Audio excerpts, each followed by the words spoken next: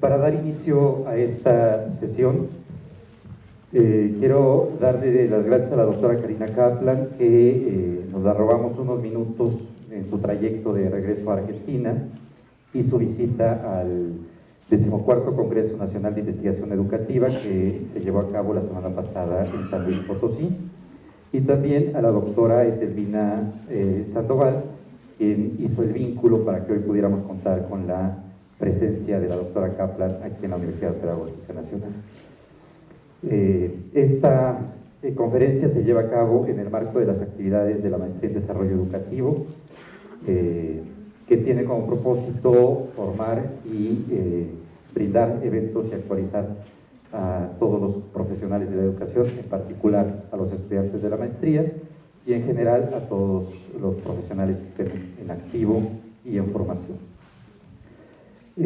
La doctora Kaplan es investigadora de carrera del CONIECYT en Argentina y es directora del programa de investigación sobre transformaciones sociales, subjetividad y procesos educativos del Instituto de Investigaciones en Ciencias de la Educación de la Facultad de Filosofía y Letras de la Universidad de Buenos Aires. Ahí dirige proyectos del PIB-CONIECYT y de la Universidad de Buenos Aires de Ciencia y Tecnología. Además, se desempeña como profesor en la Facultad de Humanidades y Ciencias de la Educación de la Universidad Nacional de La Plata y en la Facultad de Filosofía y Letras. Junto con su equipo ha publicado diversos libros, entre ellos Violencia Escolar bajo sospecha, Poder, Prácticas Sociales y Proceso Civilizador, La Civilización en Cuestión, escritos inspirados en la obra de Norbert Elias, entre muchos otros. Pues le voy a dar pauta y los voy a dejar directamente con la doctora Etelvina Sandoval y la doctora Kaplan, quienes estarán a cargo de esta sesión, y agradecerles nuevamente a ambas, a Etelvina por el contacto y a la doctora Kaplan por la disponibilidad y el aprecio que le tiene a la Universidad Pedagógica Nacional.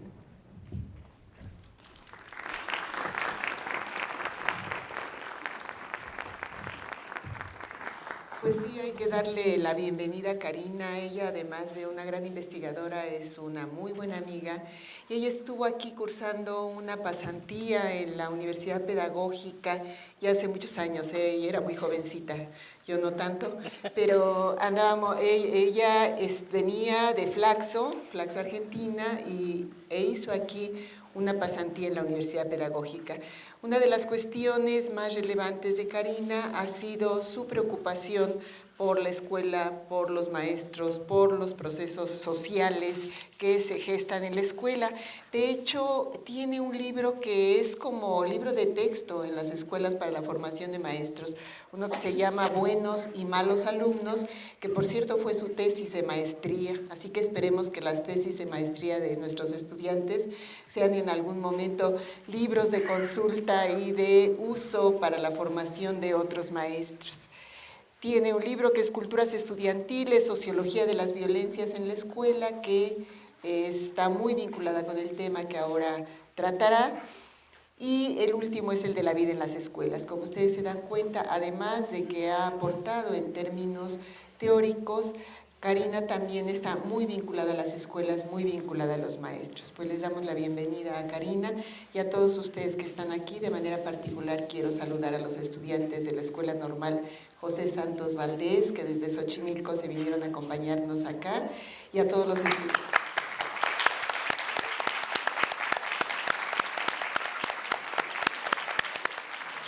Y a todos los estudiantes de la maestría y de las otras licenciaturas de la Universidad Pedagógica. Sin más preámbulo, le doy la palabra a Karina con la conferencia que se trata precisamente de violencias en la escuela, aportes desde la investigación. Buenos días a todos, a todas. Un placer estar aquí junto a Juan Mario, junto a mi amiga Etelvina, Y efectivamente para mí es un lugar muy importante estar en la Universidad Pedagógica Nacional porque terminé mis cursos de maestría de Argentina aquí en la Pedagógica. Y recuerdo que en ese momento estaba la licenciatura en Educación Indígena, así que estaba compartiendo el centro de estudiantes con todos los compañeros, compañeras que venían de distintos lugares y que para mí fue un aprendizaje muy rico. Y Etelvina en ese momento fue tutora y entonces agradecida, porque cuando uno está fuera del país, quien la recibe y del modo en que me han recibido aquí, siempre voy a estar agradecida a esta universidad. Así que bueno, dicho esto, voy a trabajar una temática que tiene mucha prensa, pero que a veces se trata con poca profundidad. Y nosotros, los pedagogos, tenemos una responsabilidad y un compromiso de dar letra teórica y empírica a una cuestión que se ha vuelto de sentido común y que la prensa, como les decía, lo hace espectáculo, porque en general cuando uno ve la cuestión de las violencias en la escuela, en la prensa, parece que estuviéramos en la guerra en las aulas. Así se titulan algunos libros españoles, ¿no? Entonces, bueno, pensar una alternativa de perspectiva sobre esta temática es a lo que me voy a referir. En primer lugar, decirles que para mí la escuela es productora de subjetividad. La escuela fabrica sujetos. La escuela es una institución pública que ayuda a construir nuestra subjetividad, nuestra identidad. Por eso la escuela es una institución fuerte en el sentido de la constitución de subjetividad. Nos deja marcas, huellas. Quien pasa por la escuela siempre tiene alguna marca en su paso por allí, sea positiva o negativa. Entonces la pregunta siempre es cómo hacer para que nuestros estudiantes tengan una experiencia de subjetivación, de biografización en la escuela y que sus marcas en su paso por la escuela sean positivas, sean recordadas como una experiencia subjetivante.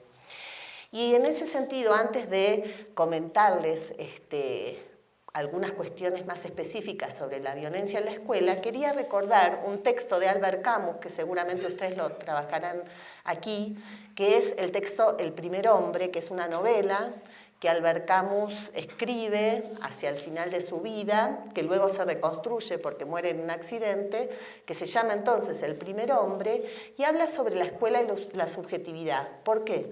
Porque Albert Camus, ustedes saben que fue premio Nobel de Literatura, pero que ha provenido de sectores indigentes, es decir, de un origen social muy humilde, y que cuando recorre en El primer hombre su autobiografía, es decir, el relato de su propia vida, dedica 2 capítulos a la escuela. Y entonces uno ahí se queda pensando que si una persona que fue premio Nobel de Literatura recuerda su paso por la escuela, quiere decir precisamente que la escuela es un espacio fuerte de constitución de subjetividad. Albert Camus, o Camus, como quieran llamarlo, le dedica 2 capítulos, como les decía, a la cuestión de la escolarización. Un capítulo es la escuela y otro capítulo es el liceo. Y a mí siempre me recuerda el capítulo de la escuela, la función simbólica que tiene el maestro dentro de la escuela. Porque la escuela es una institución con paredes, pero siempre hay algunos sujetos que la hacen propia y que construyen esa subjetividad en los estudiantes.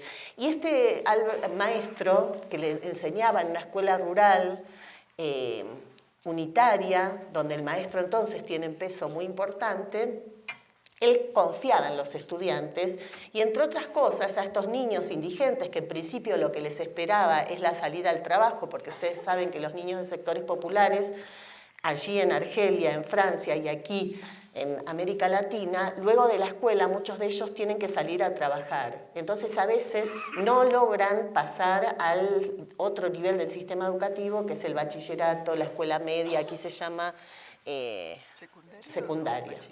Nosotros también lo llamamos secundaria. Y entonces, este maestro no solo les transmitía la pasión por aprender y la enseñanza de las letras, sino que básicamente se quedó con estos alumnos que eran muy apasionados a enseñarles fuera del horario de clase y se dedicó a ir a las casas de estos niños, entre otros de Albert Camus y su hermano, para pedirle a la abuela y a la mamá que fuera a el liceo porque ellos, digamos, se merecían tener otra oportunidad.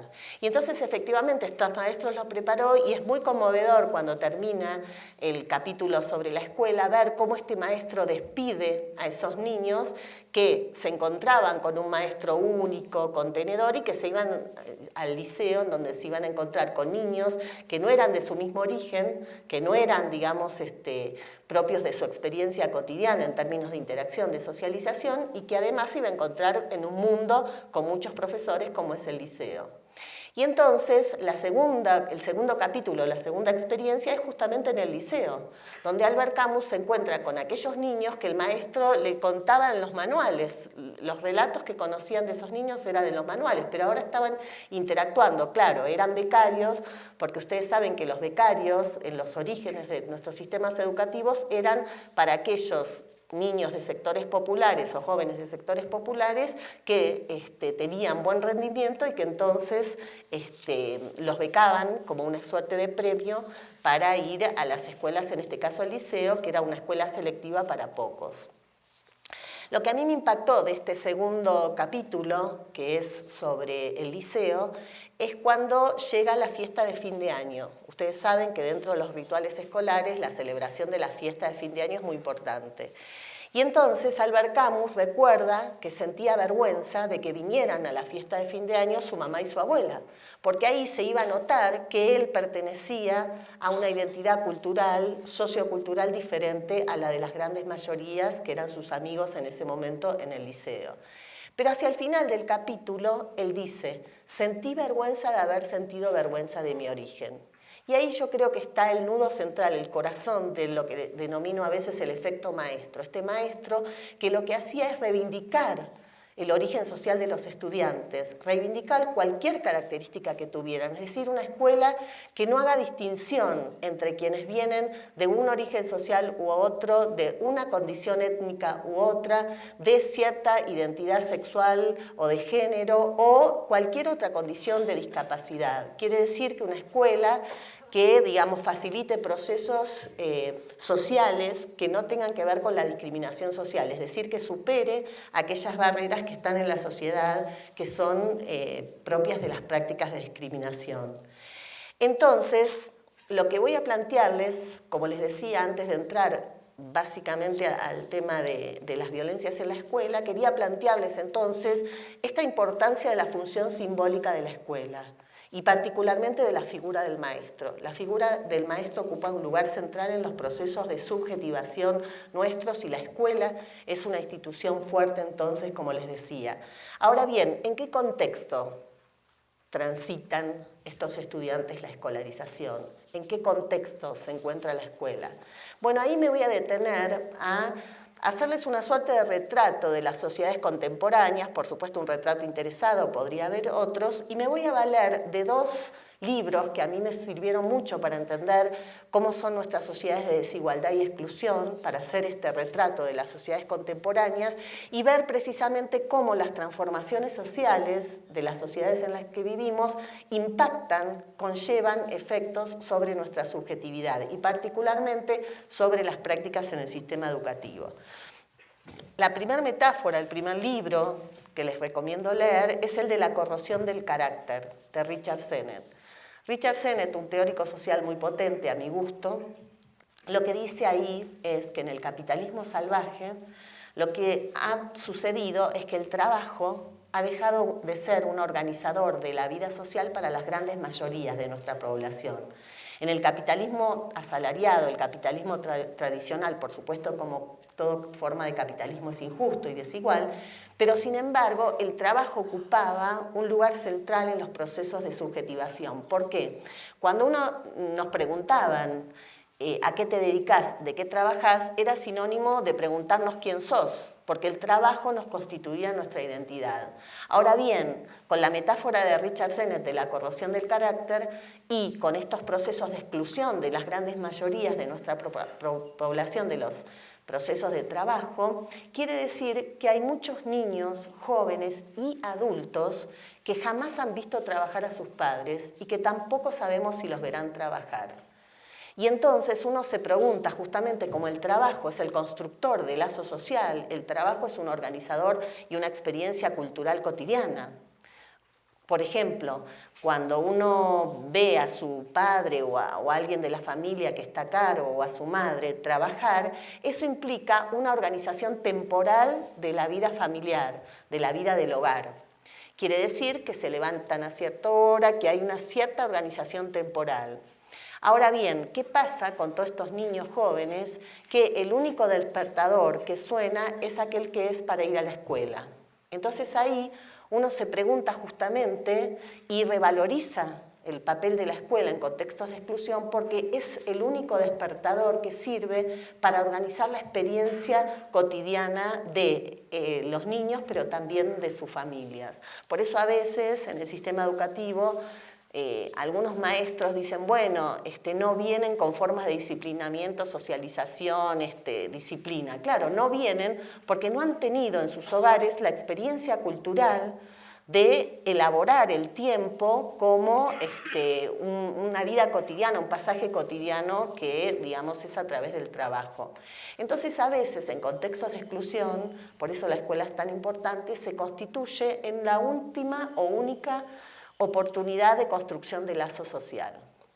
Ustedes saben, y acá hay muchos maestros y normalistas y formadores de maestros, que a veces los niños, los jóvenes, egresan de la escuela y siguen concurriendo a la escuela.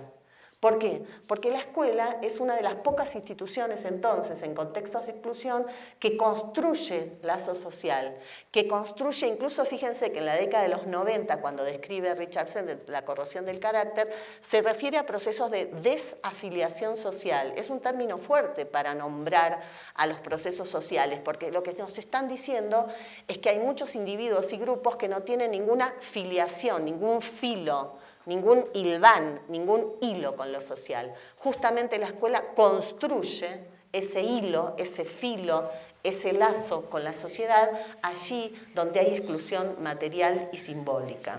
Por supuesto, con toda la complejidad que eso tiene. Y la segunda metáfora es la de la miseria del mundo, uno de los últimos trabajos de Pierre Bourdieu y sus colaboradores, en donde durante 4 años toman entrevistas en profundidad a lo que ellos denominan los actores o las instituciones de la mano izquierda del Estado, es decir, el Estado, digamos, de los 90, un Estado social que se corre y que deja a la gente abandonada a su suerte. Y entonces la escuela es una de las pocas instituciones que puede o ayuda a lidiar con el sufrimiento social, que es una categoría que a mí me parece fuerte pero interesante para pensar cómo funciona la escuela como un mecanismo más o menos consciente de acompañar y elaborar cierta forma de sufrimiento social que tienen los estudiantes, sobre todo de sectores populares, pero todos los estudiantes en su vida cotidiana. Ahora sí, entonces, ya habiendo comentado algo sobre la función simbólica de la escuela en contextos de exclusión, en términos de constitución de subjetividad y de lazo social, me interesa abordar la cuestión al interior de las instituciones educativas sobre la violencia en la escuela, entendiendo a la violencia como dolor social. A mí me parece que eso nos abre una perspectiva de saber que la violencia es siempre una relación. En general, uno aborda la cuestión de los alumnos violentos. Soy de las que considero que hay que dejar de hablar de alumnos violentos y pensar en relaciones y situaciones de violencia, es decir, en dinámicas sociales, escolares o sociales fuera de la escuela, que tienen que ver con estos procesos de inferiorización del otro. La violencia ejercida es un ejercicio, no es una violencia innata, no existen individuos que sean naturalmente o intrínsecamente violentos. Uno mismo en ciertas situaciones puede expresarse con violencia y en otras situaciones no. Quiere decir que son las situaciones y el modo de relación que nos permiten mejor entender las expresiones de violencia en las escuelas. Es decir, no hay un gen de la violencia, es uno de mis supuestos. La violencia es siempre una relación social, es decir, lo que hay que analizar es cómo se expresa la violencia en dinámicas sociales y vinculares y emocionales particulares en la escuela. Y por otro lado, no pensar entonces en la categoría de alumno violento. Entonces, podemos aventurarnos a decir que no existe el alumno violento, que en todo caso existen relaciones donde se expresan a través de la violencia estos vínculos y estas formas de interacción. A mí me había llamado la atención cuando hice un estado del arte, la mayoría de ustedes que son investigadores de maestría o de doctorado, uno hace un estado del arte, es decir, se pone a observar y a interpretar cuáles son las investigaciones que hay sobre la temática que a uno le interesa. Y me había llamado la atención que hasta la década de los 90, aquí en México hay mucho material, aquí está el profesor Eduardo Weiss que trabaja con la cuestión de los jóvenes precisamente, hay mucho material sobre violencias jóvenes y había aprendido mucho cuando hice mi estado del arte de las investigaciones que se han hecho en México, entre otras cosas, porque era interesante cómo observaban un viraje en la década de los 90 hacia los 2000, pasando de cuestiones de indisciplina hacia violencia. Es decir, hasta la década de los 90 se hablaba de alumnos indisciplinados, de alumnos con mala conducta, no se hablaba de alumnos violentos. Entonces ahí cuando leía el estado del arte, las investigaciones y el viraje semántico que hubo entre los 90 y los 2000, claro, porque en la década de los 2000, fines de los 90, principio del 2000, como les describí a través de la metáfora de la corrupción del carácter y la miseria del mundo, entre otras metáforas posibles que retratan las sociedades contemporáneas, se dejó de pensar a los jóvenes como indisciplinados y se los empezó a pensar como jóvenes violentos y la violencia percibida como violencia delictual. Es decir, en nuestras sociedades los jóvenes se convirtieron en una suerte de potenciales delincuentes y se mira a los jóvenes hasta hoy en día como los males de la sociedad, como el peligro de la sociedad que hay que combatir. En lugar de proteger a los jóvenes, que en general en nuestras sociedades son los que están más desprotegidos, porque cuando hay procesos de exclusión, los jóvenes desde el punto de vista estadístico son quienes más sufren la exclusión laboral, junto con este proceso de exclusión de los jóvenes, hay un proceso de criminalización y judicialización de los jóvenes. Es decir, se los persigue a los jóvenes como si fuese el mal de la sociedad, como si fuesen el peligro de la sociedad, en lugar de protegerlos. Y así asistimos a estados punitivos donde el blanco de las puniciones, los castigos y la mirada sobre el mal está puesta en los jóvenes. Entonces, a mí me interesa comentarles dos tipos de violencia, dicho esto, es decir, habiendo situado la violencia en contextos de desigualdad y de exclusión, donde los jóvenes son uno de los blancos preferidos para los procesos de judicialización y criminalización, porque como les decía, se empieza a hablar de violencia ligada al Código Penal, es decir, por ejemplo, si un niño le roba un útil escolar a un compañero, se dice hurto simple.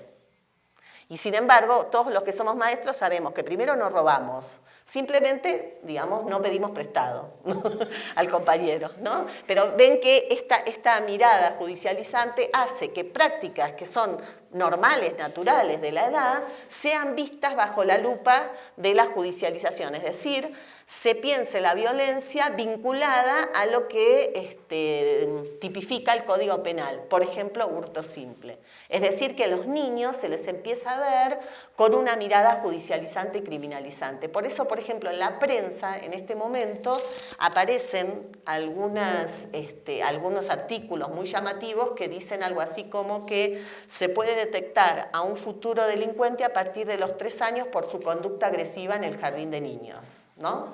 Y entonces ese niño que tiene una pequeña transgresión va a ser un gran delincuente a futuro. Entonces se construye en estos procesos de judicialización una mirada precisamente de peligrosidad sobre los niños y esta advertencia de que hay que ya detectar o identificar con conductas que son típicas de la edad, pero vistas como violencia delictual. Es decir, la violencia es igual a delito.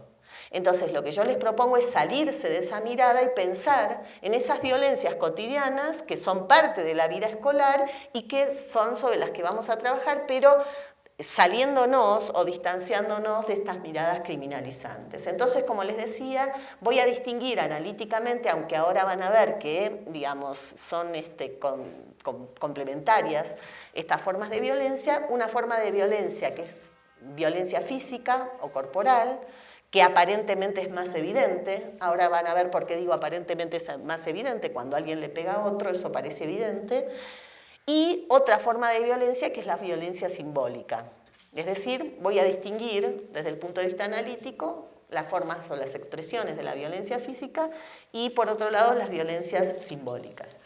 Respecto de la violencia corporal o física, quería decirles que nuestras sociedades han avanzado mucho respecto de estas formas de violencia. Por supuesto que hay una fuerte presencia de violencia física en nuestras sociedades. Basta con nombrar todo lo que tiene que ver con violencia de género.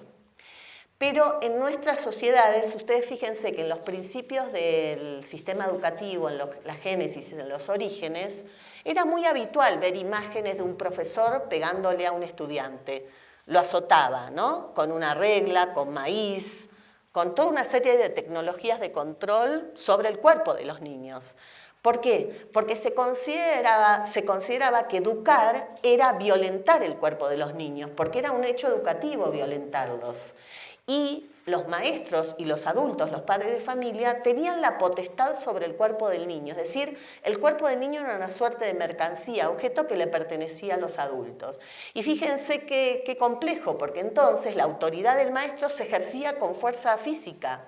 Y estaba legitimado por la sociedad, estaba valorado que un maestro ejerciera esa violencia física.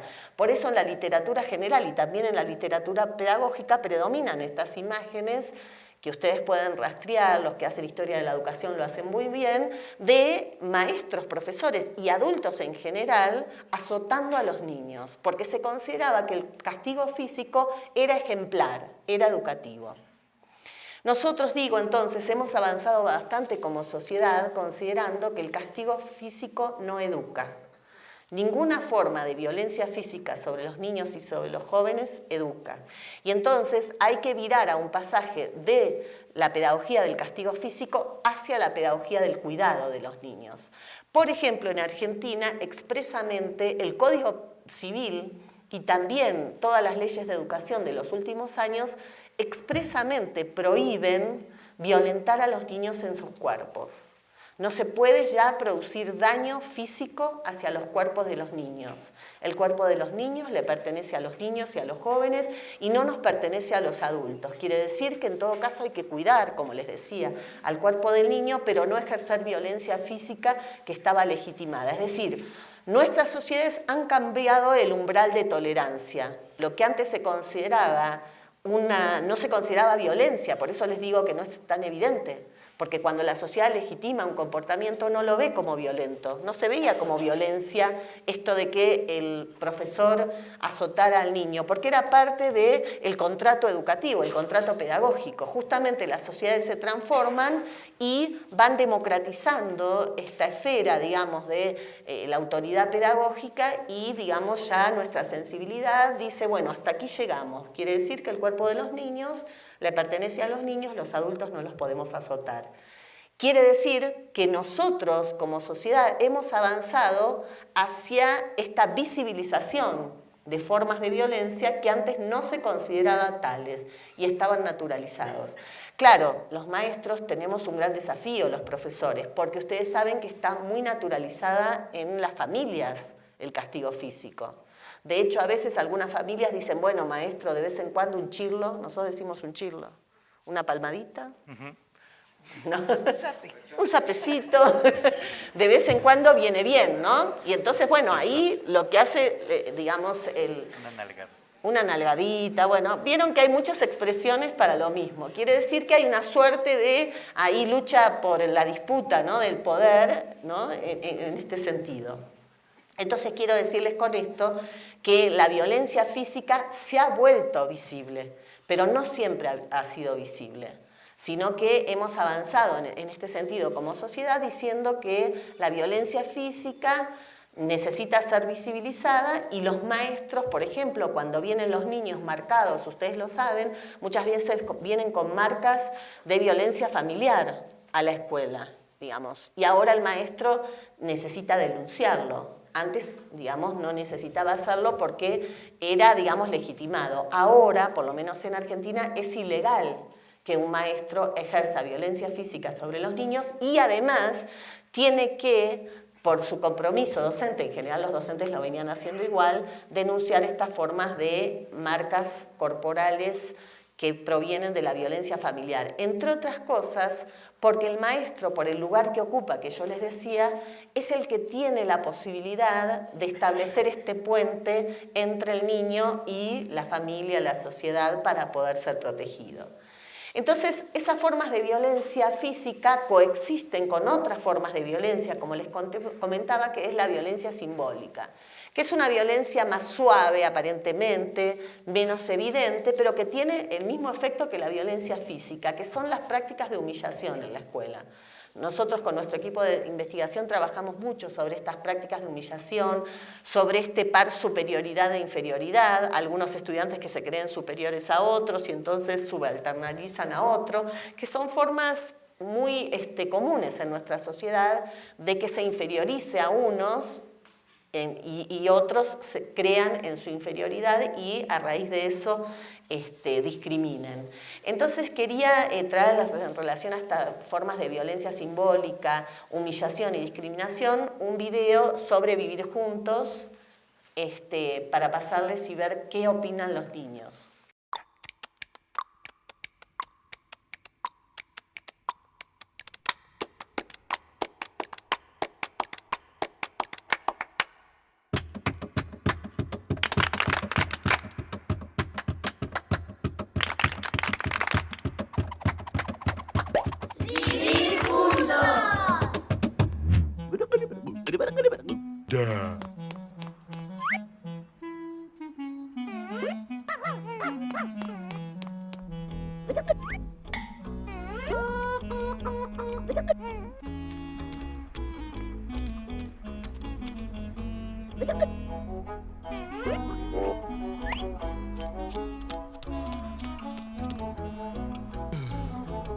Discriminación.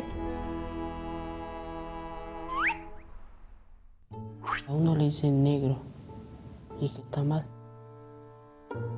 porque lo están discriminando.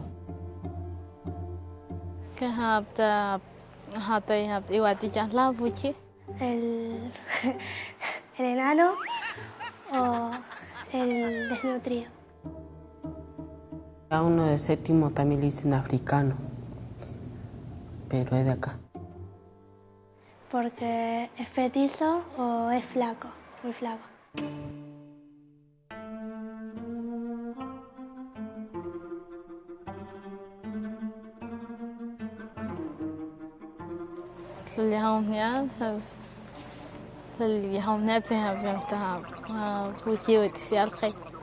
No, me costó un poco hacer amigos, porque era de otro país.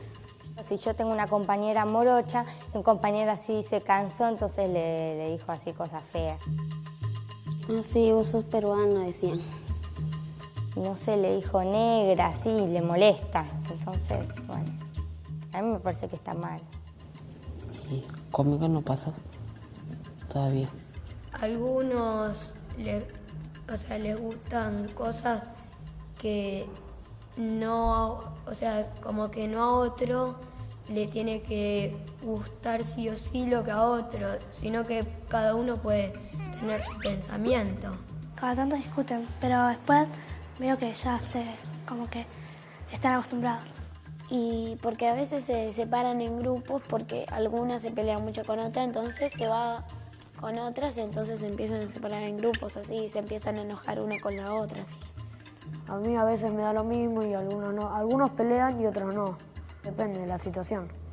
Porque alguno opina una cosa, otra, así.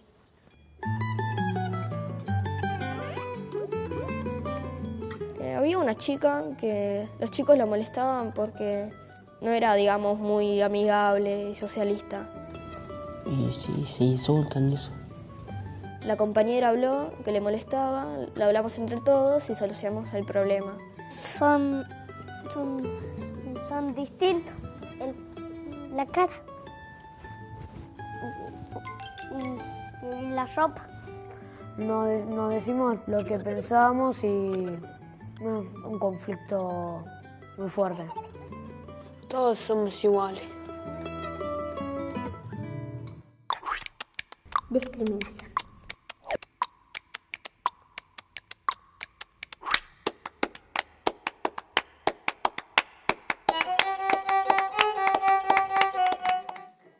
¿Cómo piensan la cuestión de la discriminación, ¿no? Y cómo viven esta cuestión en la escuela?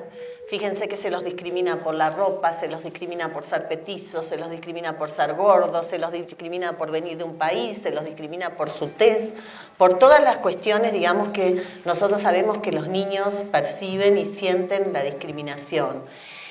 Les voy a contar, por ejemplo, que en una de las investigaciones, cuando estaba estudiando las representaciones o las creencias que tienen los maestros sobre la inteligencia de los niños, recuerdo una directora de escuela en Argentina, no sé si saben, que, digamos, la comunidad boliviana es una comunidad muy importante, pero que está muy subalternizada, muy inferiorizada. En general, los bolivianos son aquellos que hacen trabajos que los argentinos no queremos hacer y que son muy inferiorizados en nuestra sociedad.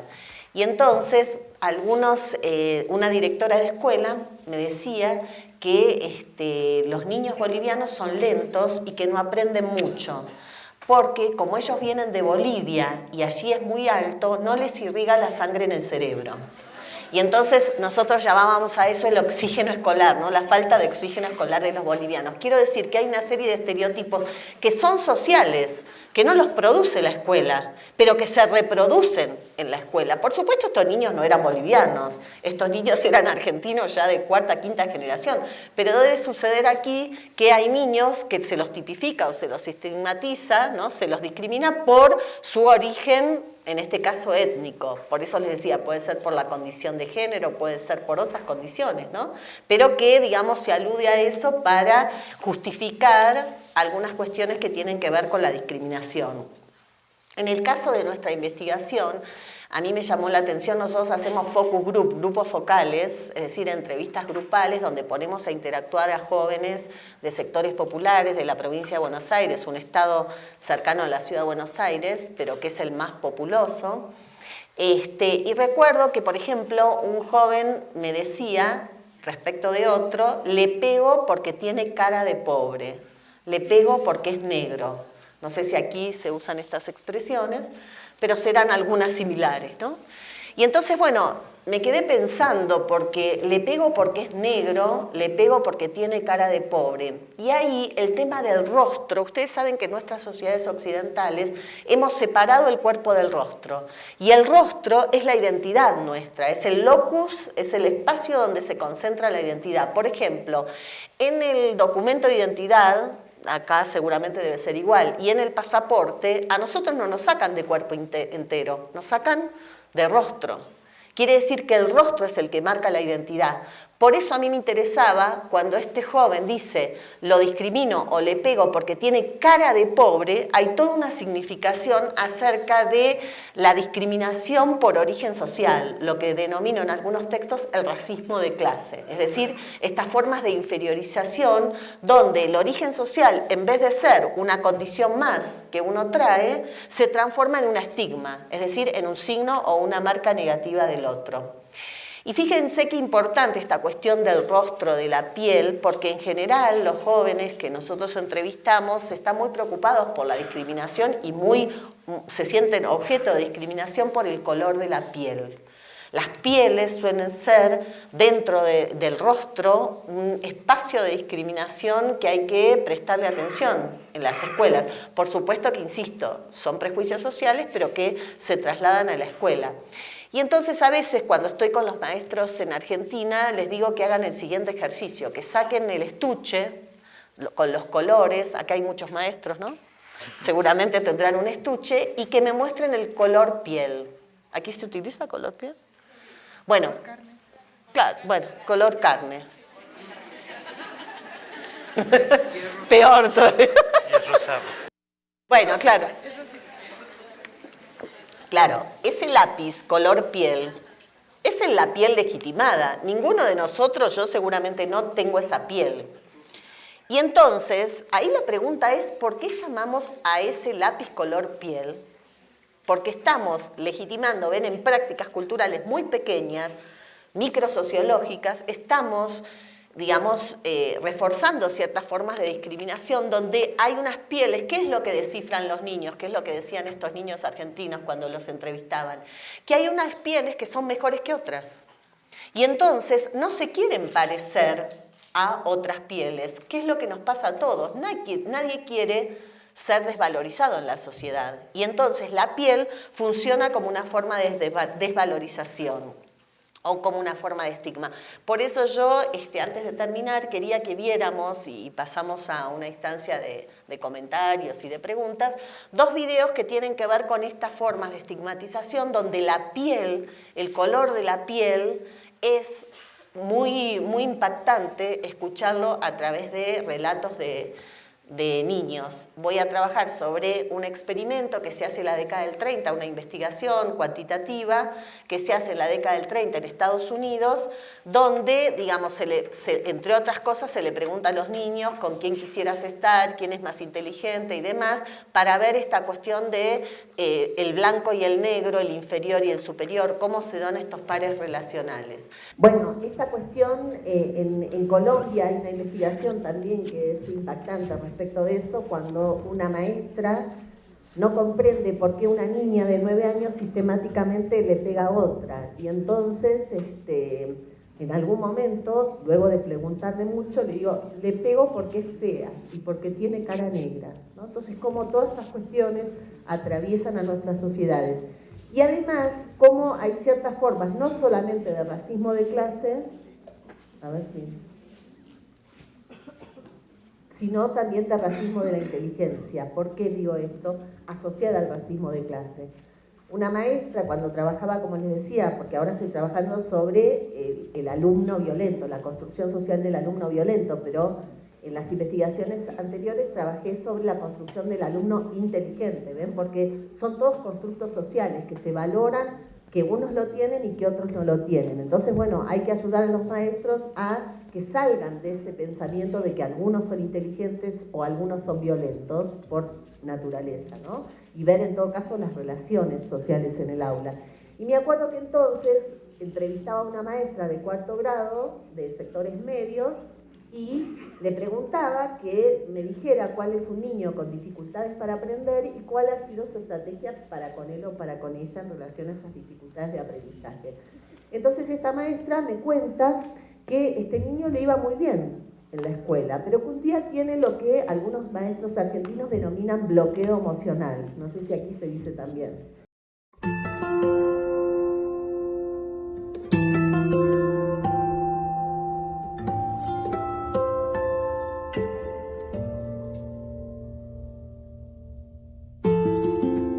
¿Cuántos años tenés? 12, 11, 9, 12, 10,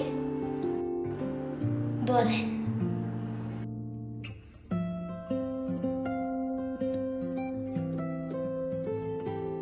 La primera pregunta es, ¿quién es la muñeca fea de esas dos? Esta. Esta.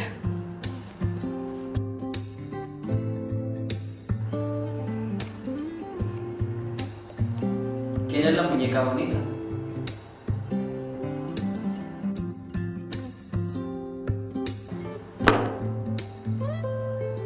Esta.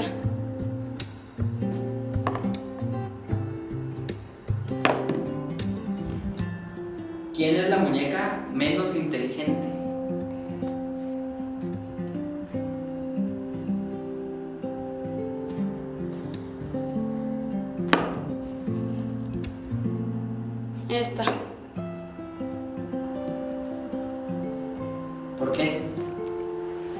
Porque está muy fea. ¿Por qué? Porque es blanca y es que negra. ¿Quién es la muñeca mala?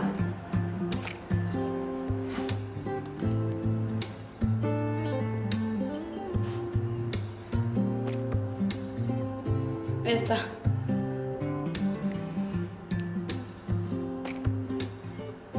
Esta. ¿Qué muñeca es la que más se parece a ti?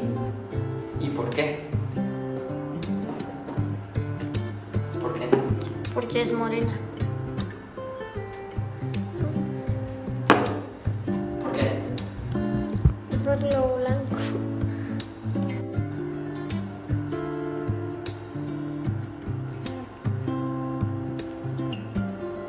¿Por qué? Que es blanca. La blanca. ¿Por qué? Porque es muy bonito. Ninguna se parece. ¿Por qué? Porque no son iguales a mí.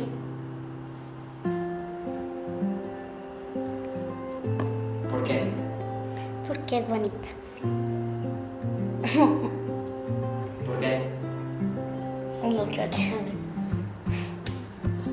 ¿Cuál de las dos muñecas quisieras que fuera tu amigo? Esta. Las dos. Las dos quisieras.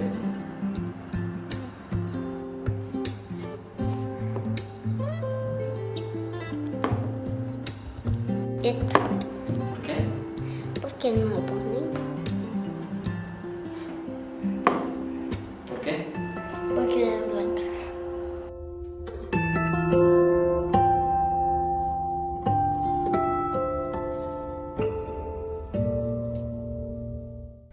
¿Cuál es el muñeco moreno?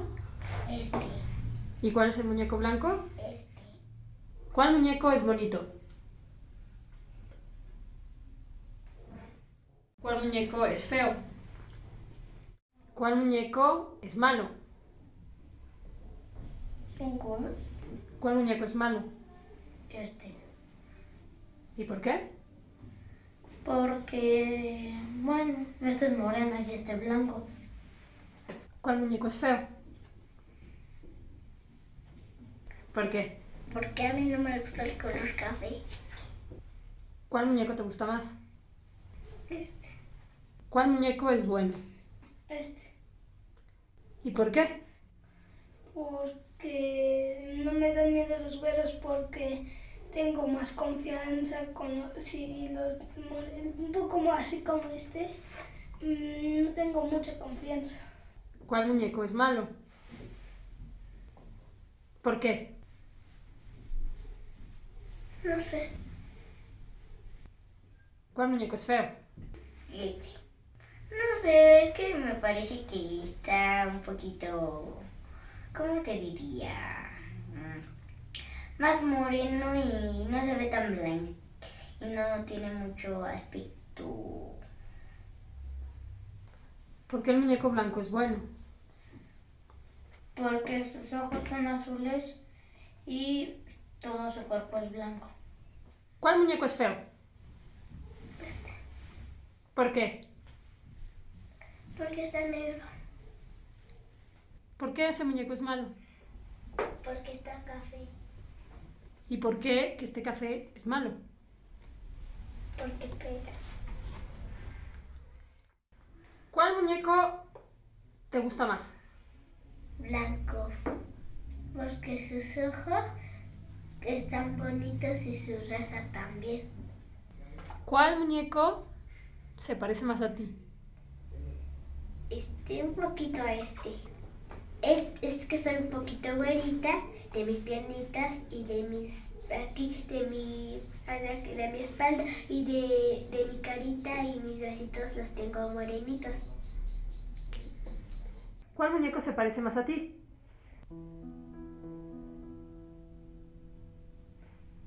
Este. ¿En qué?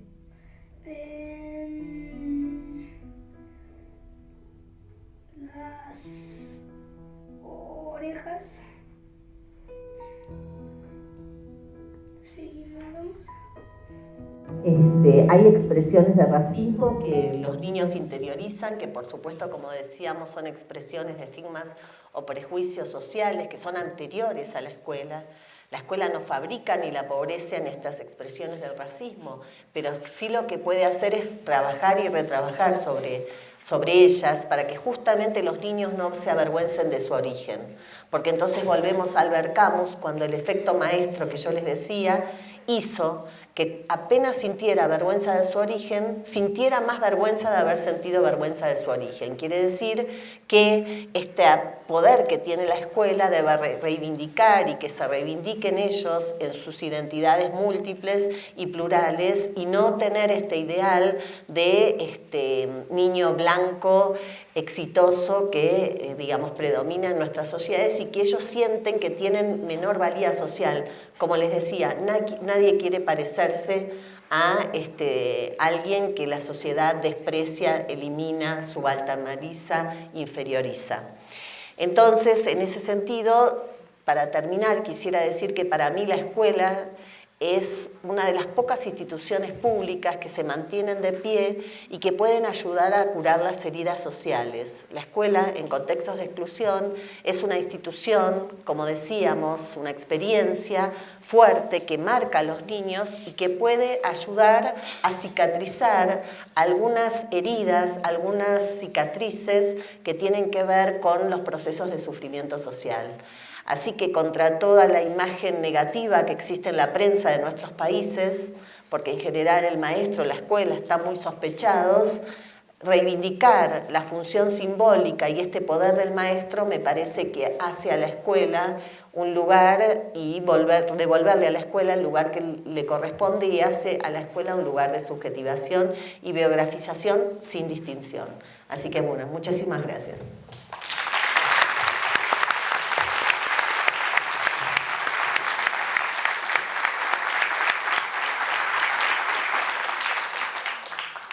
Bueno, vamos a abrir un espacio de diálogo. Yo los voy a dejar con la doctora Etelvina y la doctora Kaplan y pues esperamos sus participaciones. Gracias. Efectivamente, queremos un espacio de diálogo. Preguntas si las hay, pero también comentarios, ¿no? Sería muy importante. Hola, buen día.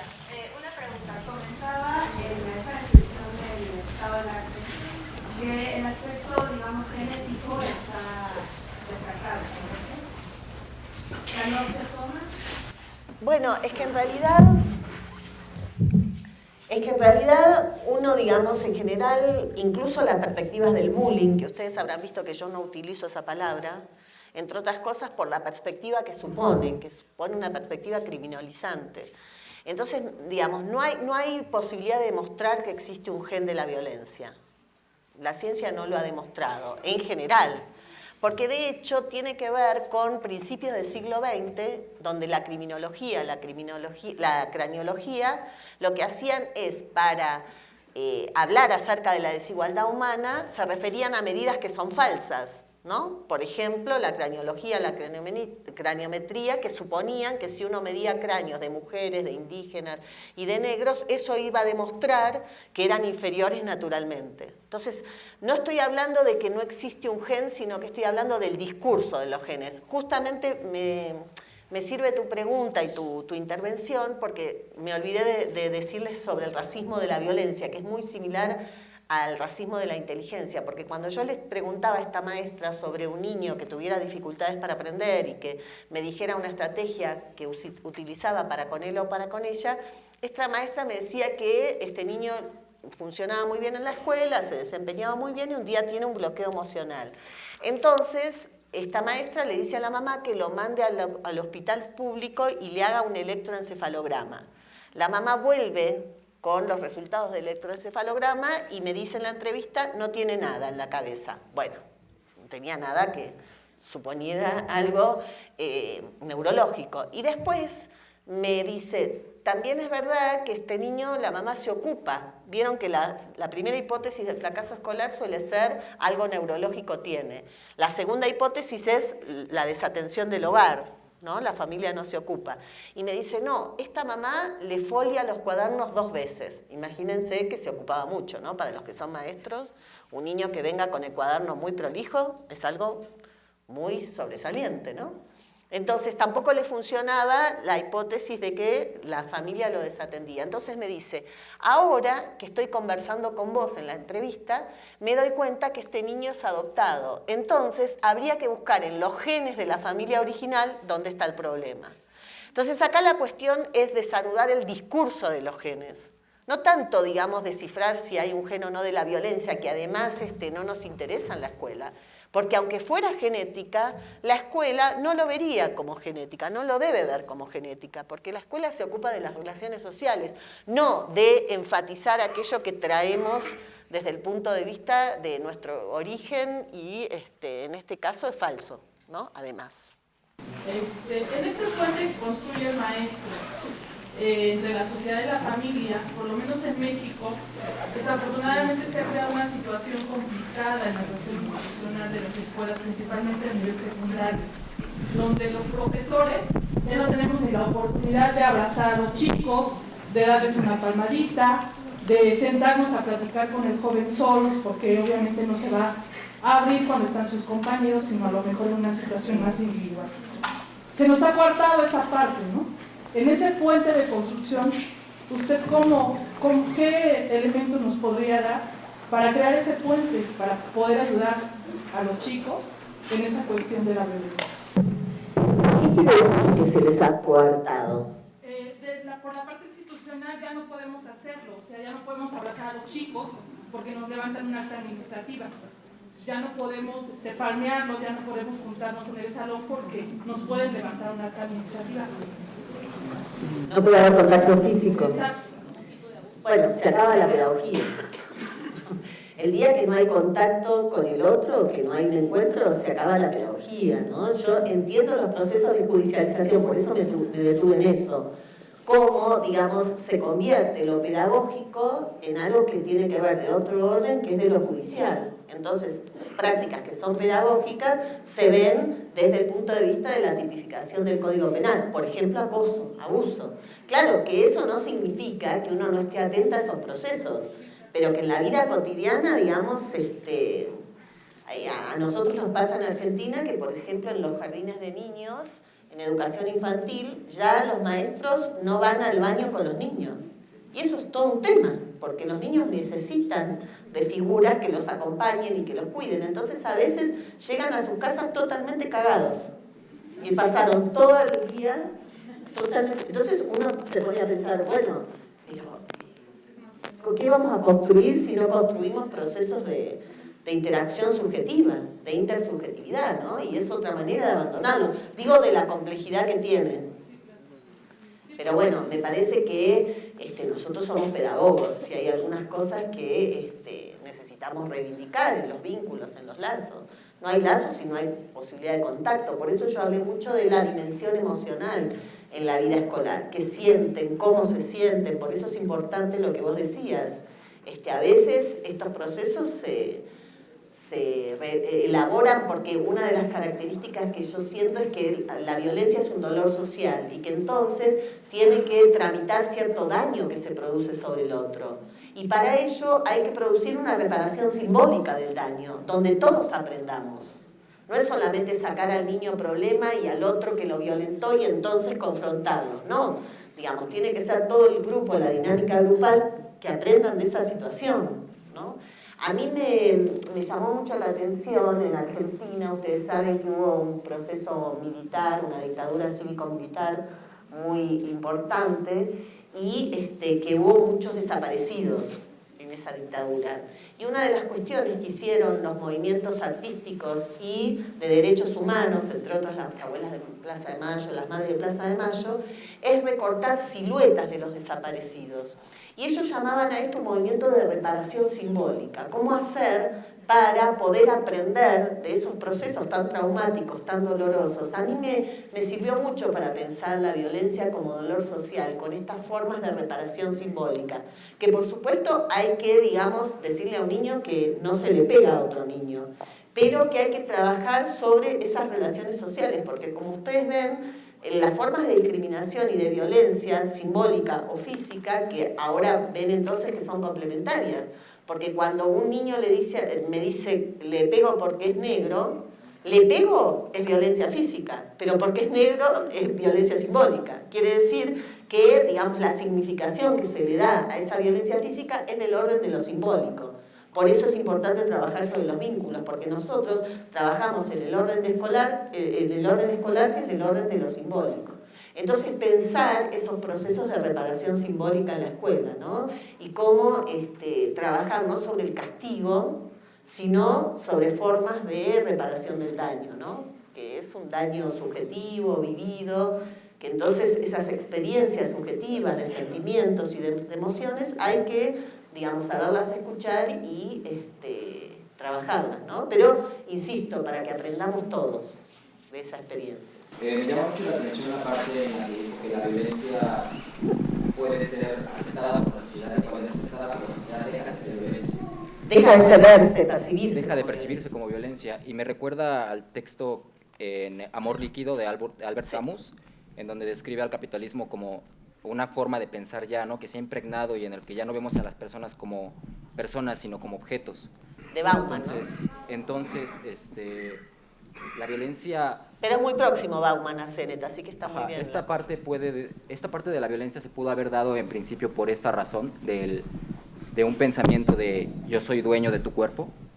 Y otra pregunta es, al momento de atacar la discriminación en las escuelas, debido a que estos prejuicios se forman desde casa o a veces incluso con los padres, ¿no se estaría generando un choque de marea, digamos, en el pensamiento o la percepción del pequeño? ¿Cómo se podría atacar esto a corto plazo, digamos, desde los padres? Sí, bueno, lo que vos decís es la complejidad que tienen nuestras temáticas. Primero que la escuela es una experiencia contracultural. La escuela va a contracorriente, ¿no? Porque justamente vos fíjate que esos prejuicios que son sociales, la escuela los elabora, los significa, los reelabora, los resignifica. Y sí, bueno, habría que educar a los padres, yo estoy de acuerdo con eso.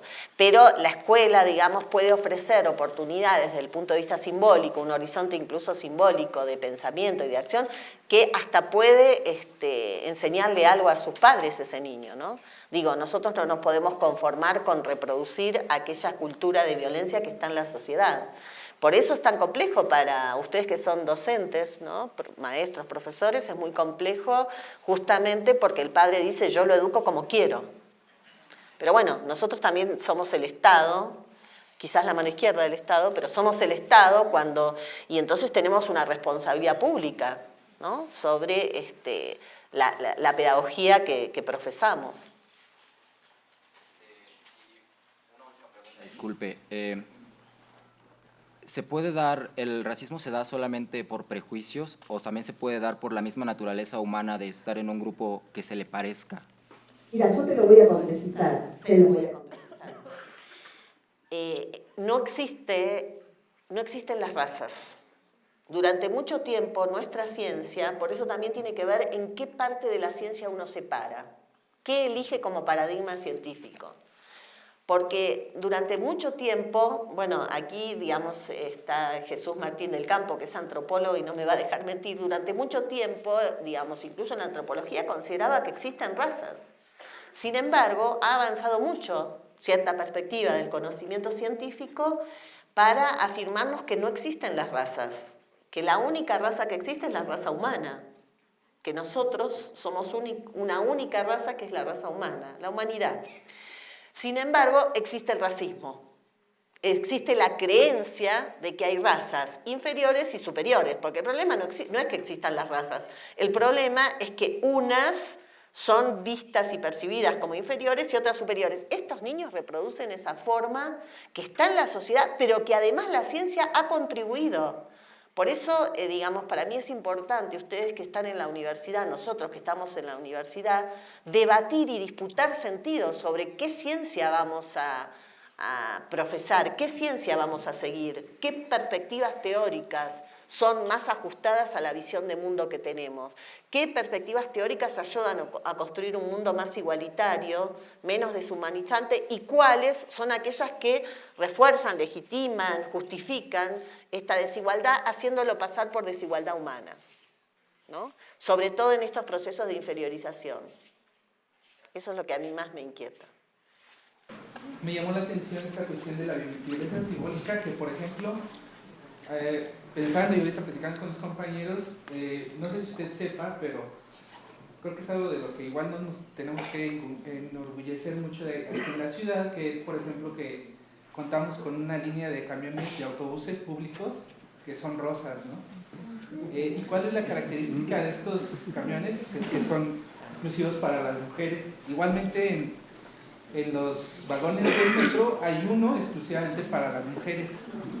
Entonces esto me parece, lo platicaba con mis compañeros, que es, no sé, quiero que me des tu opinión, que es una manera de naturalizar la violencia, en este caso de género,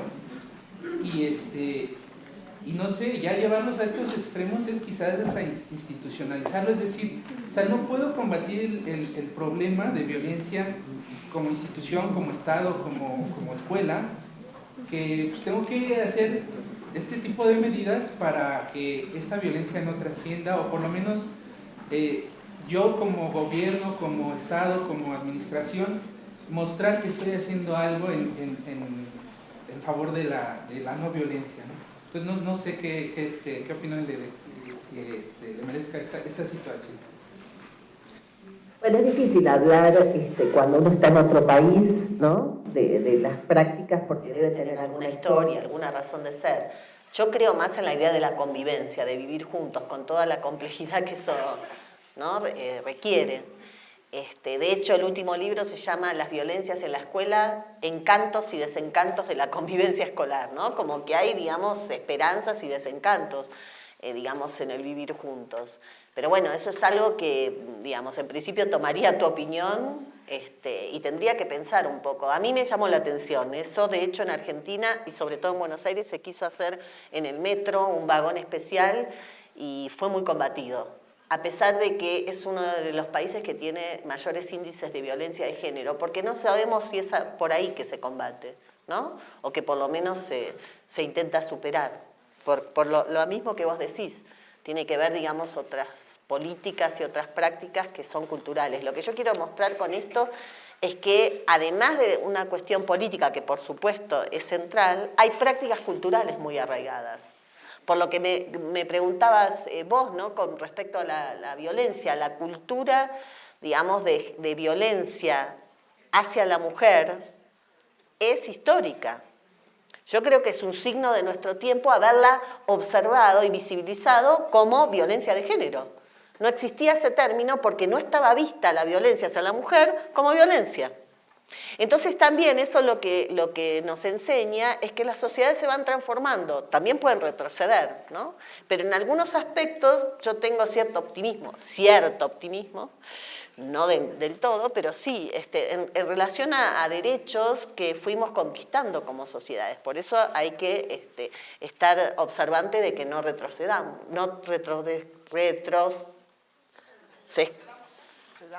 no retrocedamos.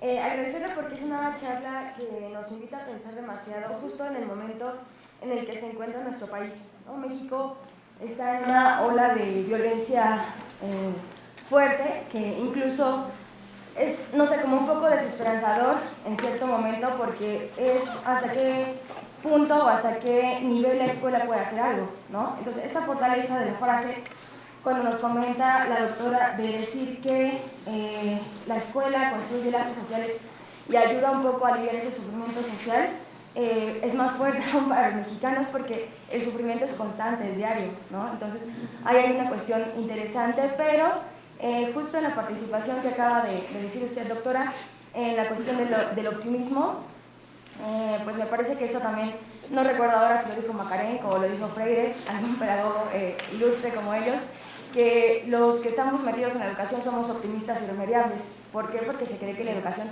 es el camino finalmente, ¿no? pero sí me gustaría que nos diera algunas palabras justo para los chicos que, digo, yo soy docente, pero para los chicos que también se están formando en la docencia y que tienen una cuestión justo de buscar la esperanza o la utopía de seguir en el camino porque es el camino que han elegido. ¿Cómo podemos pensar que los maestros desarrollen habilidades justo para poder tomar su papel simbólico, ahora sí, ¿no?, del maestro como constructor de subjetividades? Y en ese sentido, ¿qué tipo de habilidades podría desarrollar o qué tipo de conocimiento, incluso de saberes, debería adoptar para poder salir un poco de esta espiral de violencia y tomar ese papel que le corresponde como constructor de subjetividades en un escenario tan complejo y tan desesperanzador que puede ser como México en estos días? Bueno, vos ya diste alguna respuesta, ¿no? Yo estoy de acuerdo. Bueno, Philippe Meriem trabaja sobre los niños de la Primera Guerra Mundial, que fíjense qué contexto de violencia, ¿no?, y de trauma social. Y sin embargo relata cómo un maestro que crea orfanatos, lo que se da cuenta es de que hay violencia entre ellos, que se pegan como todos los niños, ¿no? Y entonces lo que relata es como en esos contextos de violencia social uno podría pensar que los niños, digamos, reproducen esa violencia. Sin embargo, él dice, son niños y se pegan como cualquier niño. Entonces inventa la caja de las peleas. Y la caja de las peleas es un buzón en donde los niños, vieron que cuando uno está muy enojado con otro, le quiere pegar en el momento, ¿no? Y entonces la caja de las peleas era ponerle a estos niños que estaban en orfanato, en una situación, digamos, imagínate, de desvalía total. No tenían a sus papás, habían muerto en la guerra, digamos, la violencia extrema que es la guerra estaba presente. Sin embargo, este maestro los miraba como niños. Y entonces inventa esta caja de las peleas que consistía en decirles a los niños, si ustedes se quieren pegar, no se peguen, anoten en un papel todo lo que piensen sobre el otro, todo lo malo. Al día siguiente sacaban de la caja de las peleas, digamos, toda la bronca, decimos nosotros, que tenían, ustedes le dicen la rabia, la bronca, bueno, el deseo de destrucción del otro, ¿no?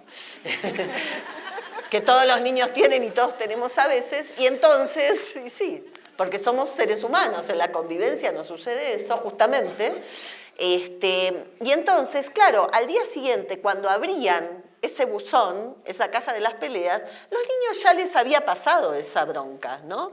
Entonces, fíjense que esta posibilidad que tiene la escuela de dialogar, de tomar distancia con esas pasiones, digamos, que tenemos, esas pulsiones por la violencia, ¿no? Y a mí me parecía interesante como ejemplo. Los maestros somos hacedores de cajas de peleas o de buzones, digamos. Tenemos muchas herramientas pedagógicas, pero siempre que miremos a los niños en esa dimensión pedagógica y no bajo una matriz criminalizante, me parece, o judicializante. Ahí está, digamos, bastante del corazón de lo que pienso respecto de, digamos, la escuela como constructora de subjetividad. Insisto, en estos contextos que uno no pensaría que los niños son niños como otros. Hay que seguir pensándolos como niños y poder desplegar todas estas herramientas pedagógicas que tienen que ver con la convivencia, ¿no? Saben varias cosas, justo en esta semana es evidente que nuestro país está atravesando por una situación de violencia, ya se ha mencionado muchísimo, se hace evidente porque todas las participaciones empiezan como a cargarse hacia ese lado, ¿no? Y se ve entonces cómo esa violencia que parece estar en los estados de la República también se está filtrando en las instituciones educativas. En las investigaciones que estamos haciendo también se empieza a dar cuenta de que la violencia se recrudece y es cotidiana y es correcto, se empieza a normalizar, es decir, como que los límites de tolerancia empiezan a ampliarse y empiezan muchas prácticas que anteriormente no se veía que fueran como aceptables, ahora son normales, ¿no? Y que pasan tanto por la violencia física como por la violencia simbólica y en conjunto. Pero pensaba de pronto cómo es que... hace rato una compañera hablaba del panorama desesperanzador. Pensaba que de pronto, cuando uno escucha a los docentes, uno da cuenta de que la docencia es una profesión muy solitaria y que los maestros dan cuenta, ¿no?, de que en su soledad buscan resolver como en lo inmediato. Pero justo en esta semana pensaba que es como una tendencia y es una inercia también, como en los que somos actores educativos, podría ser como hipótesis, ¿no?, esta cuestión de la soledad. Y quizás sería bueno pensar que en realidad no estamos solos y que no somos los únicos a los que les está pasando.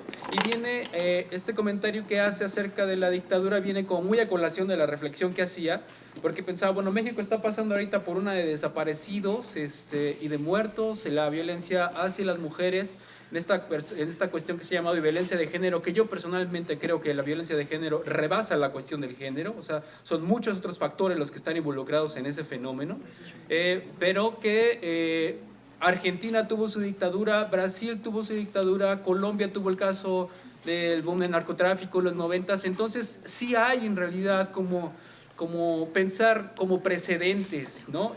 No para copiar y buscar recetas como para solucionar, pero sí como para problematizar y complejizar el asunto y de entrada dejar de pensar que estamos solos. O sea, esto de la cuestión de la violencia es algo que se está dando a nivel mundial y que en los rostros de la violencia, ¿no?, parece que empiezan a emerger nuevos rostros y otros se siguen reproduciendo.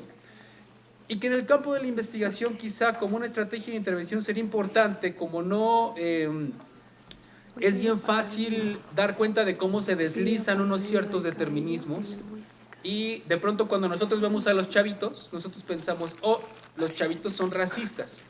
Y lo cierto es que no, o sea, lo cierto es que hay un aparato, hay toda una estructura que está operando y ese discurso se está filtrando y los está tocando, ¿no? Pero no por eso entonces la intervención se cierra, o sea, más bien es como pensar el rollo de que los alumnos están percibiendo de toda una estructura, ¿no?, un discurso que lo están incorporando, pero así como lo están incorporando se puede hacer intervención, ¿no?, y se puede empezar como a buscar una forma de crear nuevos discursos. Y sí, la pregunta es cómo, porque así como el determinismo es como peligroso, la utopía también lo es, está llena de trampas. Y entonces es justo como pensar, quizá lo importante sería como empezar a ver cómo está el contexto, ¿no?, en realidad, y ver desde cómo está el contexto en realidad, empezar a buscar las maneras de intervenir. Usted mencionaba que la escuela es todavía contracultural. Lo que vemos en México es que la escuela está completamente debilitada y que toda la institución educativa, la Secretaría de Educación Pública, ¿no?, es una institución que se mantiene, digamos, como con cimientos robustos y fuertes, porque tiene ciertas inercias operando, pero que lo cierto es que el panorama le está pasando por encima, ¿no? Y entonces ahí la cuestión es, o sea, ¿cómo en el campo de la intervención y en el campo de la investigación me gustaría preguntarle, ¿no?, cómo, y no en lo particular, sino estratégicamente, cómo pensar en diseñar intervenciones para atacar o más bien neutralizar o más bien empezar a filtrar como otra clase de discursos donde la diversidad no sea en realidad, que eso históricamente ha sido así, ¿no?, donde la diversidad no sea como algo que nos pone en riesgo, como algo que nos compromete. Apenas venía en la bicicleta y había un cartel de una película de, ¿qué es? Algo de extraordinario, y es un chavito que ya habrán visto algunos trailers, es un chavito que tiene casco porque es feo, ¿no?, porque tiene ahí una deformación en el rostro, y pensaba, es que eso de extraordinario no tiene nada, lo que pasa es que la estructura opera para hacerlos extraordinarios, ¿no? O sea, es toda una estructura que opera para decir que los diferentes son diferentes. Entonces, ¿cómo pensar en cómo estratégicamente diseñar intervenciones por ahí?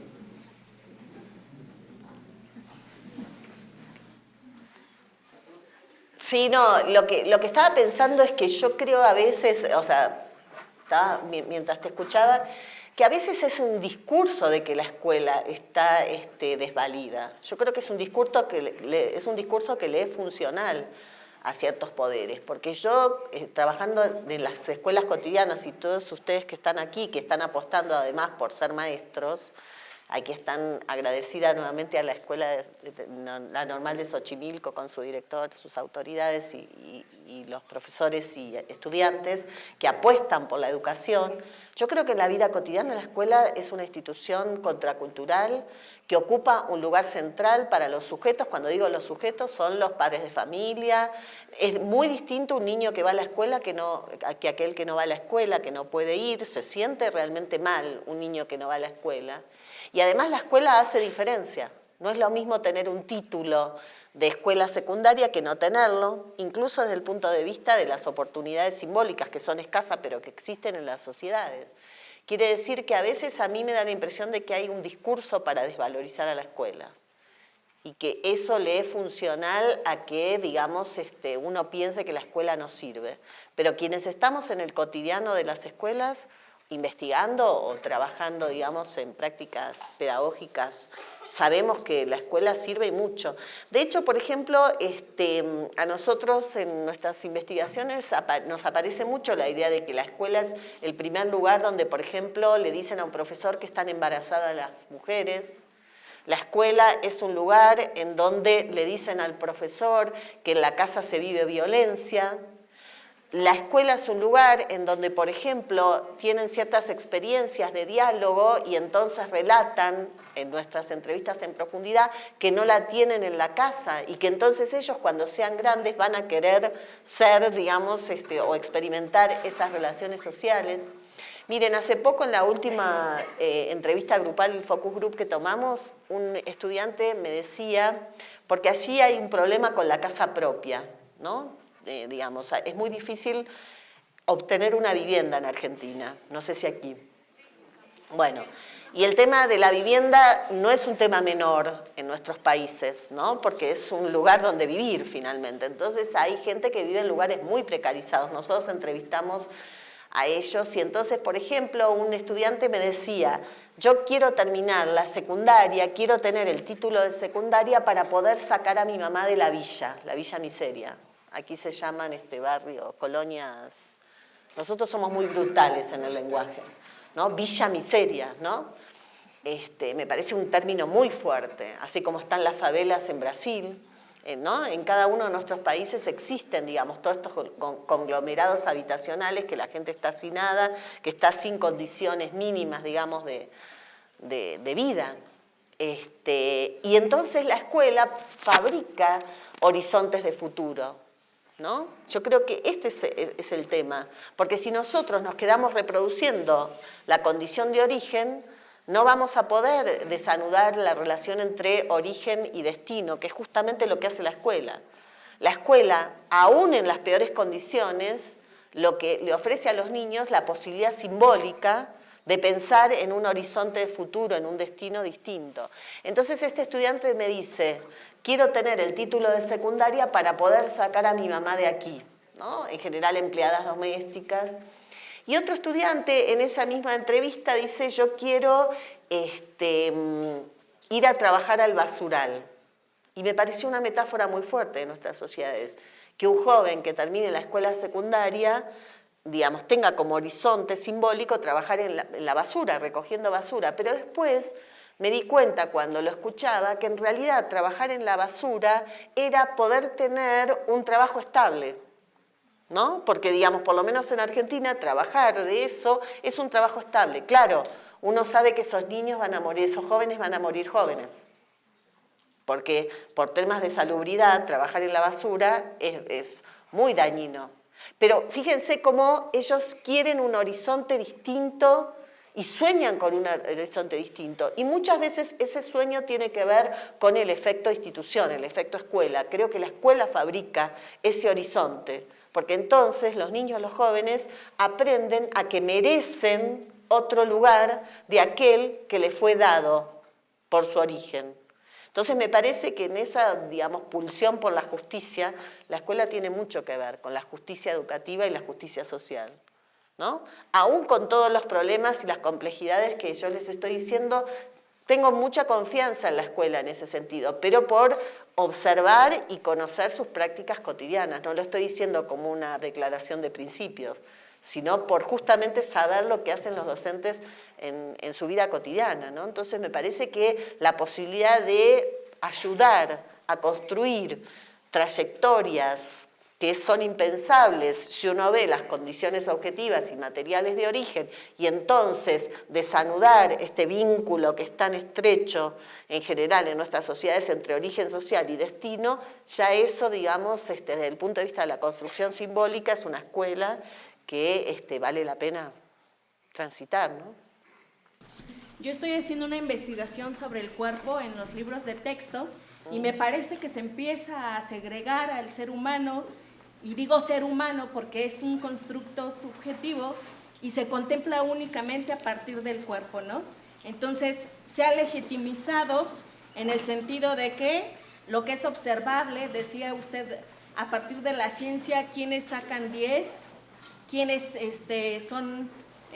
pueden tener TDA o pueden tener autismo, y desde ahí se está haciendo como una discriminación, ¿no?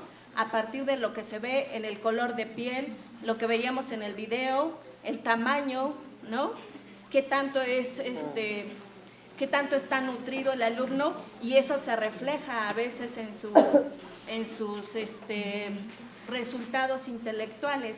Sin embargo, me parece que nosotros como docentes y quienes estamos en este ámbito, tendríamos que desnaturalizar eso y aprender a ver que esos sujetos más allá del cuerpo, o ese cuerpo de esos seres humanos, vienen como un constructo social, ¿no? Y poder entender esas historias que se van marcando nosotros mismos, tratar de erradicar eso, ¿no? Como que el alumno que tiene 10 vale más, como el que presenta más cosas es el que vale más, porque desde ahí estamos también legitimizando esa violencia. Sí, tal cual. Nosotros trabajamos sobre la idea del cuerpo socializado. No hay un cuerpo sin tratamiento social, es decir, nos interesa el tratamiento social del cuerpo. Por ejemplo, las mujeres de sectores populares tienden a estar más encorvadas, ¿no? O sea, tienen una postura más sumisa. Y entonces quiere decir que el cuerpo y lo social actúa sobre nuestras condiciones, ¿no? Me gusta ese ejemplo porque en general uno ve, digamos, una persona que tiene, digamos, de sectores más dominantes, está mucho más erguida, más soberbia incluso se la ve. Por las condiciones de vida, las mujeres, digo las mujeres porque es algo que alguna vez he trabajado y evidentemente es así, los cuerpos, digamos, tienen signos de lo social. Esto quiero decir, no hay cuerpos biológicos por fuera de lo social. Así que, por supuesto, después hay una materialidad biológica sobre lo social, se hace cuerpo o carne, ¿no? Pero me parece importante esto que vos decís precisamente porque hay que volver a trabajar sobre la idea del cuerpo, las emociones, el cuerpo tratado socialmente, el tratamiento social del cuerpo, es decir, un cuerpo socializado. Por ejemplo, todo el tema, nosotros estamos ahora indagando la cuestión de los tatuajes, que entre la juventud es algo muy común, y un fenómeno que lo hemos evidenciado a través de los focus group, las entrevistas grupales, que es el cutting. Vieron que los jóvenes se cortan, se hieren el cuerpo, otra vez la piel. Vieron que el tatuaje es en la piel y todo esto tiene que ver con la piel. Por eso yo le presté mucha atención a la piel, el color de piel, la piel socializada. ¿Ven? Es una piel socializada. Pero además, en general, los jóvenes cuando se cortan no se quieren morir. Es una dimensión que nosotros trabajamos mucho, el miedo a la muerte joven. En realidad es un grito desesperado para vivir de otra manera. Es lo que algunos denominan un roce con la muerte. Los jóvenes rozan permanentemente con la muerte, pero no quiere decir que se quieran morir. Ahora, lo que es verdad, y también nosotros lo hemos relevado en nuestras investigaciones, que existe la muerte joven. Los jóvenes no debieran morirse por cuestiones evolutivas, ¿no? Pero sí se mueren por cuestiones sociales. En general, la muerte joven es una muerte social, por lo tanto evitable, ¿no? Entonces, bueno, digo esto porque uno va observando cómo los cuerpos, las pieles, en la cuestión de los jóvenes y la violencia, ocupan un lugar central y son dimensiones para explorar. Porque en general los jóvenes usan menos las palabras y más el cuerpo, digamos, ¿no? más las marcas sobre el cuerpo. Así que, digamos, creo que esta idea de marcas corporales es una idea bastante potente porque para entender la violencia en los jóvenes es un camino interesante para recorrer. Y que quizás la escuela sí es un entorno que juega un rol muy importante en este proceso de construcción, pero también los medios. Y creo que hay un escenario importante de visibilizar ahí, en el que se tendría que trabajarlo de una forma estratégica en los problemas desde ese lugar, para poder a lo mejor llegar a un efecto mucho más amplio. No, estoy totalmente de acuerdo. Por supuesto, en una conferencia uno elige qué va a trabajar, pero nosotros tenemos una línea de trabajo precisamente sobre la construcción mediática de las violencias en la escuela, que yo creo, coincido con vos, que es central, porque los medios de comunicación producen subjetividades y un sentido de la doxa, un sentido común penalizante, incluso sobre la escuela, se criminaliza la escuela. Nosotros, por ejemplo, cuando yo les decía lo del rostro, fuimos viendo en los últimos 15 años, sobre todo, fuimos relevando, hay una, Virginia Sáez, una becaria doctoral que ahora es postdoctoral, o sea, hizo su trabajo de maestría, su trabajo de doctorado y ahora de postdoctorado, viendo la imagen que construyen los medios sobre las violencias y los jóvenes. Y la cuestión de la criminalización es central, por ejemplo, en las fotos que ponen, las fotografías que ponen los medios para hablar sobre la violencia en la escuela. En general son casi lombrosianos, son jóvenes de sectores populares con pelo carpincho, mandíbula ancha, ¿no? Como criminales, como se consideraba en el siglo XIX un criminal. Y además, en general, se habla de los niños como menores, que la idea de minoridad también es una idea que proviene de la judicialización de la infancia. Y esto se liga con algo que decían acá, que es la medicalización de la infancia, porque, por ejemplo, la cuestión de la violencia en la escuela, que es otro de los atributos que aparecen mucho en los medios de comunicación, ¿no? Hubo que medicar a tal niño. Por ejemplo, en Brasil se habla incluso de una ola de violencia en las escuelas. Si hubiese una ola de violencia en las escuelas, ustedes no podrían estar hoy aquí. Hay violencia en las escuelas, pero incluso se habla de epidemia de violencia, ¿ven? Que se utilizan términos que son de la salud para hablar de cuestiones que son educativas. Pero con respecto a la medicalización, a mí también me preocupa mucho esta idea de que el alumno violento, por eso es importante desanudar esta idea de alumno violento, porque el alumno violento lo medican, ¿no? La mayoría de nuestros alumnos están medicados. Piensen en todos los síndromes, patologías, entre otras el síndrome o la patología de la violencia, vista como una patología, ¿ven? Como, digamos, un gen, digamos, o algo intrínseco del niño, del joven. Y entonces los medican y el manual de psiquiatría ya tiene una forma de tipificación del joven violento, que es el TDAH, ¿no? Entonces es ese joven oposicionista desafiante, que desafía los límites, las consignas. ¿Quién de nosotros no fue o no es oposicionista desafiante? ¿No? Es decir, que se pelea un poco con la autoridad y con los límites. Pero a esos niños, ahí se están viendo las caras muchos. Bueno, claro, porque ser joven es ser oposicionista y desafiante de la autoridad, ¿no? O sea, eso es, digamos, una de las características de la juventud. Y después, en esta misma línea, respecto de las violencias y los jóvenes, para darle más historicidad, cuando yo revisé las planillas de educación especial, por otra investigación, vieron que había discapacitados mentales leves, graves, ¿no? Se fue ampliando, digamos, la clasificación y las tipologías de las debilidades y discapacidades, sobre todo la mental. Y me acuerdo que en una planilla del Ministerio de Educación de Argentina había un recuadro puesto para los irregulares sociales. Yo dije, bueno, acá van los revolucionarios, ¿no? Irregulares sociales. ¿Ven? ¿Quiénes eran los irregulares sociales? Los que no tenían problemas cognitivos, pero tenían problemas de conducta.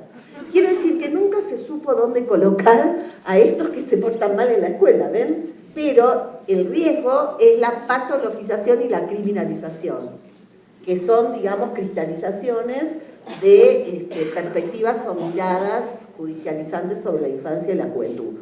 Por eso nosotros tenemos que tener una mirada pedagógica. La mirada pedagógica nunca es criminalizante, por su propia naturaleza. Nosotros no podemos mirar a los niños como futuros delincuentes, no podemos mirarlos como lo hace la prensa, ni a los niños ni a la escuela, porque precisamente somos pedagogos y la pedagogía tiene otra mirada histórica y actual que construimos nosotros en la cotidianidad sobre los niños, sobre los jóvenes y sobre esta función simbólica que es la escuela. Porque lo simbólico construye lo social.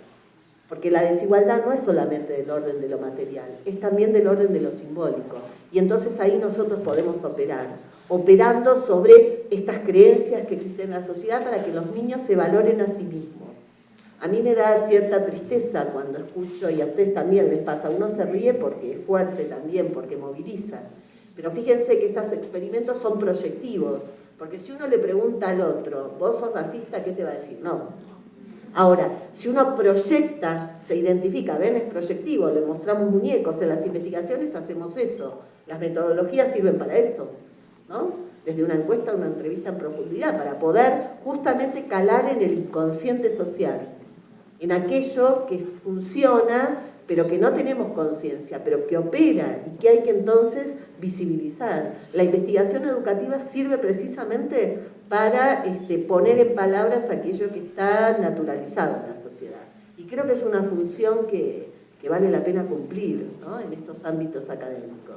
Yo creo que el conocimiento ayuda a visibilizar, por supuesto que hay que luego hacer puentes, ¿no?, con el sistema educativo, pero permite justamente generar perspectivas alternativas a la doxa criminalizante o al orden de sentido común que se crea. Incluso al orden de lo escolar que se crea como sentido común en contra de la escuela. Creo que es un sentido común, ¿no? Pero bueno, el sentido común incide sobre los procesos sociales.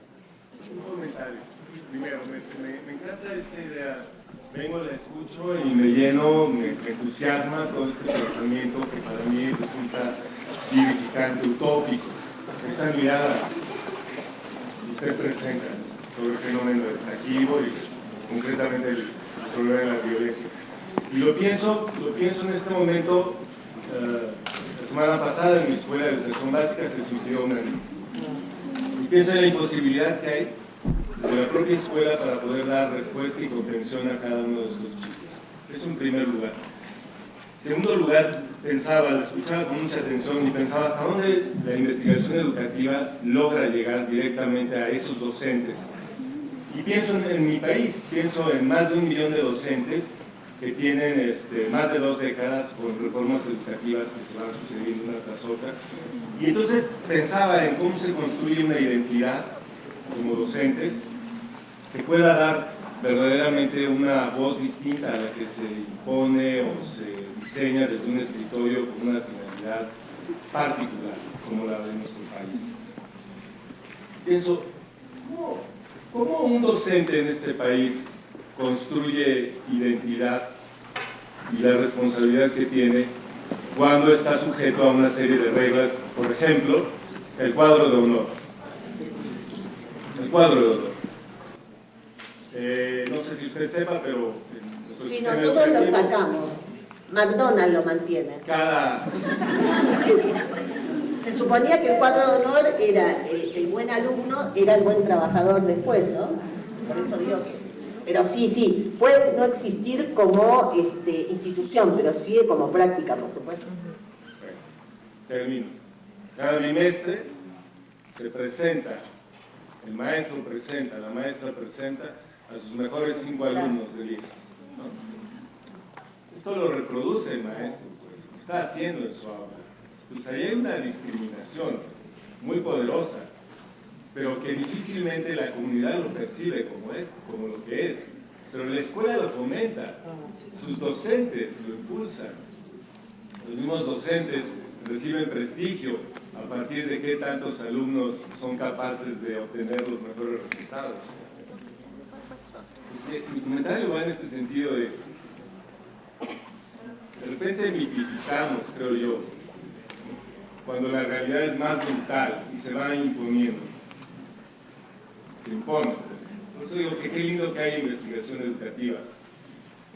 Qué lindo porque va dejando este rescate arqueológico, ¿no? A partir de estas investigaciones, de lo que van viendo personas tan comprometidas, tan inteligentes, tan sistemáticas. Pero también pienso en esta gran ola que está muy por encima de nosotros, donde el docente participa en la construcción de estas identidades brutales. ¿Qué diferencia tiene entre racismo y discriminación? No será así. Bueno, sí, digamos, la discriminación es una forma de racismo, pero el racismo es un poco más amplio, es lo que yo te decía, considerar que hay individuos o grupos esencialmente inferiores por su condición humana, ¿no? Entonces lo que hace el racismo es distinguir distintas especies humanas. Ven que son dos términos que hay que revisar, están en el sentido común, que estaban en la ciencia no crítica, pero que hay que revisar precisamente, y la discriminación es una de las experiencias o prácticas que tienen que ver con el racismo.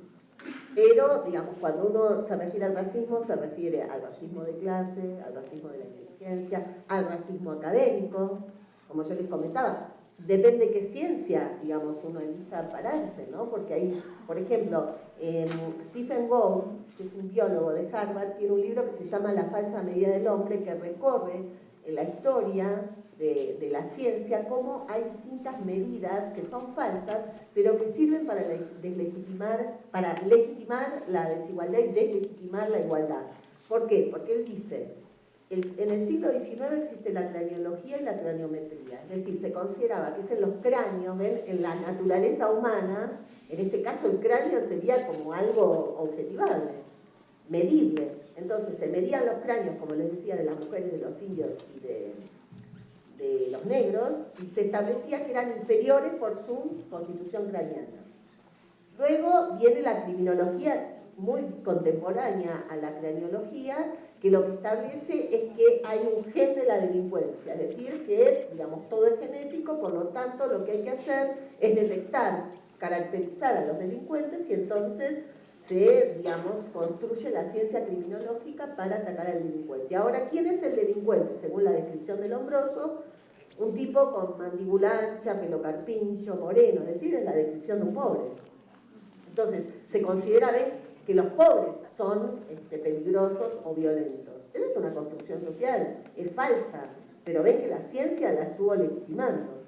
Esto sucede lo mismo en el siglo XX, mediados de la década del siglo XX, son los test de inteligencia. Los test de inteligencia cumplen una función análoga a la criminología y a la criminología del siglo XIX, principios del XX, y actualmente lo que yo les decía, el discurso de los genes.